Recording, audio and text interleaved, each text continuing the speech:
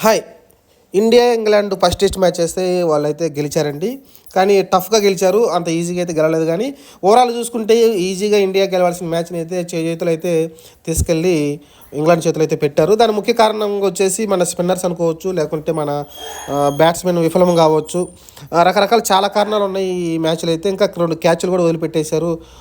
ఎవరైతే ఈ మ్యాచ్ హీరోగా నిలిచాడో కోహ్లీ వచ్చేసి 196 రన్స్ చేశాడు. యాక్చువల్‌గా అతను ఒక అక్షర్ పటేల్ ఒక క్యాచ్‌ని వదిలేయడం కావచ్చు, సూపర్ కొట్టినప్పుడు ఒక క్యాచ్, ఈజీ క్యాచ్‌ని వదిలేయడం కావచ్చు. తర్వాత మళ్ళీ 180 దగ్గర ఉన్నప్పుడు మళ్ళీ ఒక క్యాచ్ మన కేఎల్ రాహుల్ వదిలేయడం కావచ్చు స్లిప్‌లో. ఇలా అయితే క్యాచ్‌లు వదిలిపెట్టేస్తే ఎక్స్ట్రా రన్స్ అతను గెయిన్ చేయగలిగాడు.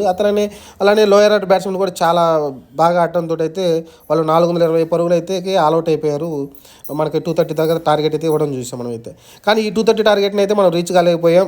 మనం 202 పరుగులకి అయితే ఆల్అవుట్ కావడం చూసాం మనమైతే ఇండియన్